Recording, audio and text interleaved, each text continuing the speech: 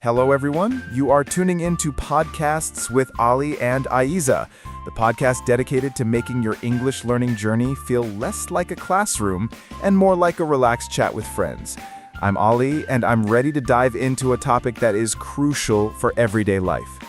And I'm Aiza. It's absolutely fantastic to have you all joining us again. Ali, I think today's subject is probably the most requested thing we hear from our listeners: how to actually start and, just as importantly, keep a casual conversation going. We're talking about the famous, or sometimes infamous, small talk. That's right, Aiza. Small talk gets the social glue that connects people.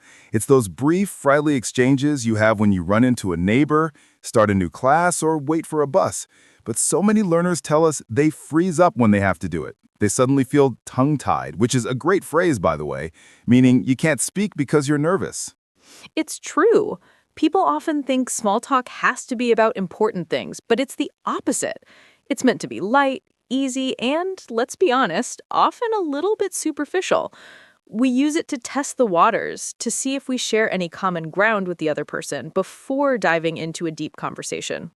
Exactly. And the biggest misconception is that you need a huge vocabulary. You don't. You need natural phrases and the courage to jump in. Today, we're going to give you a full toolkit to help you master this art. We'll cover everything from the best ways to start a chat, how to keep it flowing effortlessly, and even how to make a polite and smooth exit. We promise you'll leave here feeling much more confident about your next elevator ride or networking event.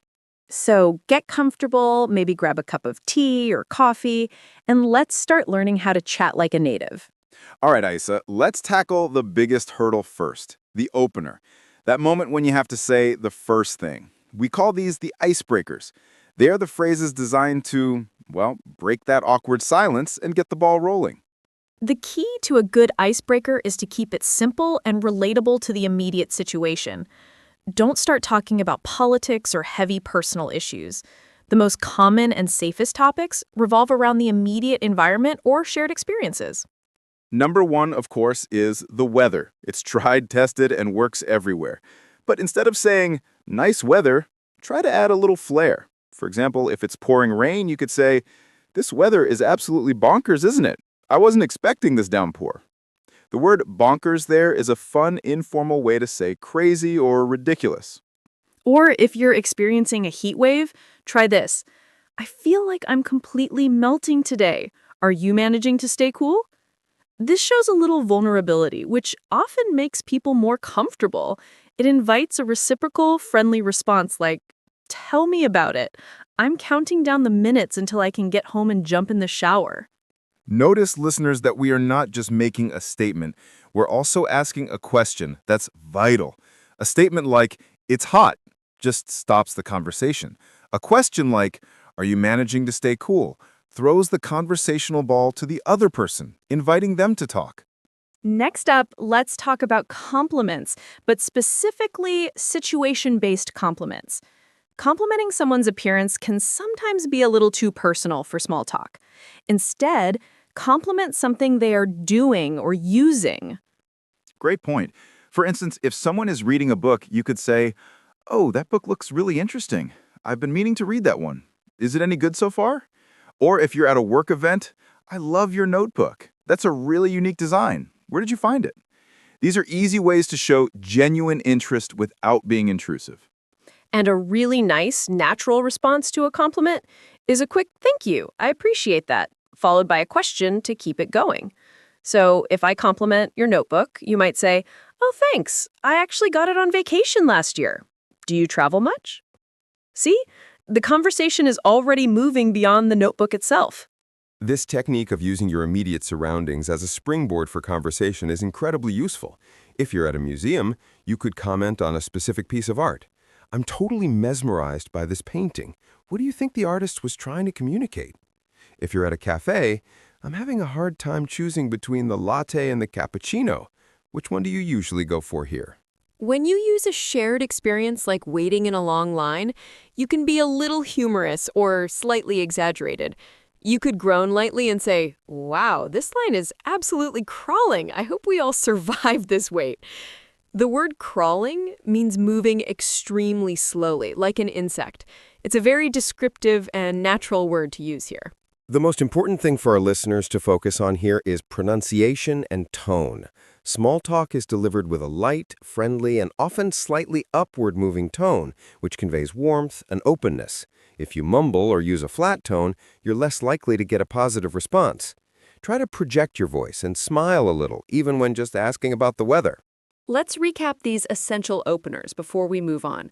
Remember to use the weather, a situational compliment, or a comment on a shared, immediate environment. Make sure you follow up your statement with an easy, open-ended question to hand the mic over, so to speak. Okay, so you've successfully initiated the conversation. The ice is broken. Now, the second challenge, and arguably the more complex one, is how to keep the conversation flowing smoothly. We don't want it to feel like an interview, but we also don't want it to sputter out after 2 exchanges. The secret sauce here, Ellie, is the follow-up question. You have to listen carefully to the answer you get and ask something related to it. If someone tells you, "I've been so busy preparing for this big conference presentation," don't just say, "That's nice." Instead, you could say, "Oh, wow, that sounds intense. What kind of presentation is it? What's the main topic you're covering?" Exactly. You're digging a little deeper, which shows genuine interest. Another excellent strategy is using the echo technique. If someone uses a word or phrase that sounds interesting, you repeat it as a question. If they say, "I've been trying to get back into running lately," you could simply reply, "Running, huh? How's that going?" This requires minimal effort from you, but signals engagement. That echo technique is a fantastic tip for learners. It buys you a moment to think and validates what the other person said. Now let's talk about topics that are great for flowing small talk. We can mentally categorize these as the safe and interesting options. Think about work, but not too specifically. Think about hobbies and interests, and think about lighthearted plans. Work talk is good, but keep it general. Asking, "What do you do?" is fine, but it can be boring. Try asking, "What's the most interesting project you've been working on lately?" Or, "What's your favorite thing about your job?" These questions focus on positive energy and passion, which makes the conversation more engaging. We're trying to avoid the heavy lifting, remember? And hobbies are a goldmine. Instead of, "Do you have any hobbies?" which is very blunt, try something more conversational. Like, "I've been trying to learn how to bake sourdough bread. It's proving to be quite a challenge. What kind of things do you do to unwind after a long week?" The verb unwind means to relax after a period of work or tension. It's a very natural phrasal verb. Using personal experience like that, saying you're learning to bake, is brilliant because it offers a piece of information about yourself first, making the other person feel more comfortable sharing theirs. It's a little like saying, "Here's a piece of me. Now, what about you?" It fosters a natural back and forth rhythm. But let's be sure to talk about the pitfalls, Allie. What are the absolute no-go areas for small talk, especially when you're getting to know someone? That's critical. You should generally avoid discussing controversial topics. Think about politics, religion, or any deeply personal or sensitive issues like asking someone's salary or relationship status. These subjects are too intense and don't belong in a light, casual chat. Small talk is like dipping your toe in the pool, not jumping into the deep end. Another common mistake is becoming a conversational monopolizer. That means you talk too much and don't allow the other person a chance to speak or change the topic. Remember that small talk is an equal exchange. If you find yourself speaking for more than, say, 30 seconds without pausing or asking a question, it's time to stop and hand the floor over. And on the flip side, don't be a one-word wonder. If someone asks you a question, don't just answer with yes or no. Always try to add a small detail. If someone asks, "Did you see that movie that just came out?" Instead of just saying yes, say, "Yes, I did. I really enjoyed the main actor, but I thought the ending was a little predictable. What did you think?" See how that expanded answer creates at least 3 new conversation points?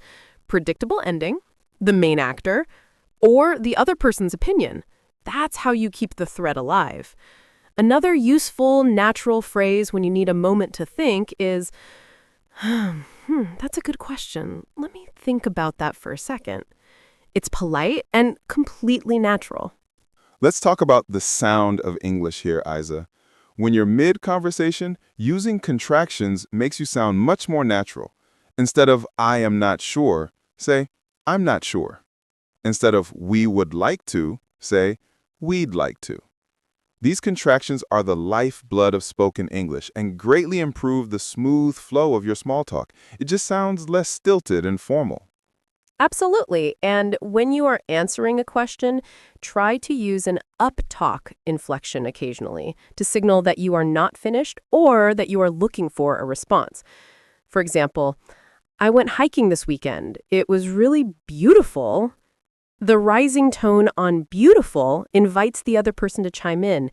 It's a great way to avoid long, unbroken monologues. So to summarize this section on flow, listen actively, use follow-up questions, avoid heavy or controversial topics, share a little about yourself, and use those natural contractions and friendly tones. If you feel stuck, just remember to ask another question about what the person just said. Allie, we've covered starting and continuing, but there's one part of small talk that learners often struggle with, and that's the graceful exit. How do you end a conversation without being rude or abrupt? You don't want to just turn around and walk away, right? No, that would be very rude. We need to learn how to wrap things up nicely. Wrap things up is another great phrasal verb meaning to finish or conclude something. The key is to signal your intention to leave before you actually leave. You can't just disappear. A very common and polite way to signal the end is to express gratitude for the chat, followed by a slight shift in posture or a glance towards the door. You could say, well, it was really lovely chatting with you. I wish I could stay longer, but I really have to take off now. Take off means to leave quickly. Another common one involves a reference to a schedule or a task. This gives a clear, universally accepted reason for ending the chat. For example, I should probably get back to my desk. I have a big deadline coming up.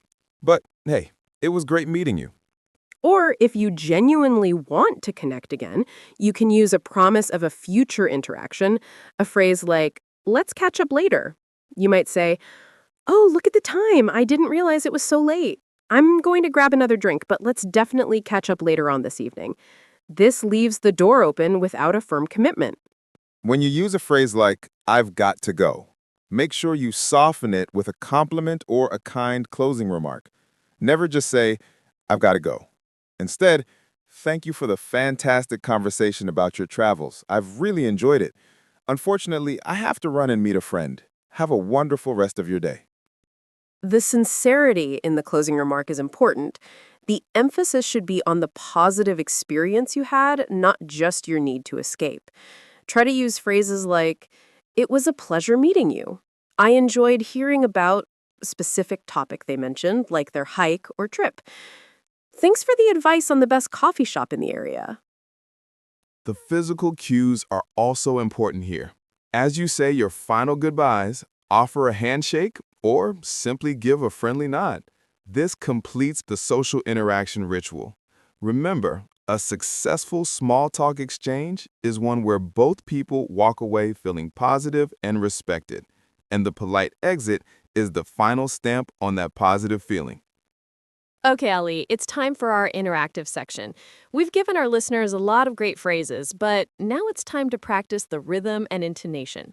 Remember, listening, pausing, and repeating after us is the absolute best way to improve your speaking confidence. Exactly. We want you to sound natural and friendly. We're going to give you 3 pairs of phrases, one opener, one flow phrase, and one exit phrase. Repeat them out loud after us, focusing on the speed and the friendly tone. Let's start with an opener. Say this phrase with a light, inquisitive tone. Wow, this rain is absolutely bonkers, isn't it? Are you managing to stay dry today? Good. Now a phrase to keep the flow going, showing that you're digging a little deeper into the topic. That sounds really interesting. What's your favorite thing about that kind of work? Excellent. Try to use that friendly, rising tone at the end. And finally, a polite exit. Remember to sound slightly regretful that you have to leave, but firm. I wish I could stay, but I really have to take off now. It was lovely chatting with you. And focus on the contractions. I wish I could, not I wish I could. And it was lovely, not it was. Practice makes perfect, and saying these phrases out loud is the best way to get them to roll naturally off your tongue when you need them in a real-life situation. Don't be shy. Practice until they feel completely natural. Ali, this has been such a useful breakdown of small talk. It really shows that it's less about having perfect grammar and more about having great conversational strategies. Absolutely. Let's quickly go over our key takeaways without making it feel like a textbook review. Remember that small talk is your social warm-up. Start with those simple shared topics like the weather or your immediate surroundings, and always follow up your statement with an easy question to get the ball rolling. And the key to keeping it going is active listening. Don't just wait for your turn to speak. Listen to what the other person says and use their words to form your next question. Try to dig a little deeper into their hobbies or general work life, focusing on positive and interesting details. And remember to avoid those heavy, controversial topics at all costs. And finally, the art of the polite exit. Never just disappear. Signal your intention to wrap things up nicely by referencing a schedule or another task. Say a polite phrase like, "It was a pleasure meeting you," and give a firm reason why you have to take off. That way, you leave a positive, lasting impression. We know that speaking a new language can be intimidating, but think of small talk as a low-stakes exercise. It's a moment to practice your fluency and your friendliness. Every single time you start one of these short chats, you are boosting your English-speaking confidence and improving your ability to sound natural. You've got this. Start small. The next time you're waiting for an elevator, instead of looking down at your phone, try one of our simple icebreakers. You might be surprised by the friendly conversation that follows. That's all the time we have for today's episode of Podcasts with Ali and Aiza. Thank you so much for learning with us. Keep practicing, keep chatting, and we'll be back soon with another fun topic to help you on your journey. Bye for now, everyone. Happy learning. Goodbye.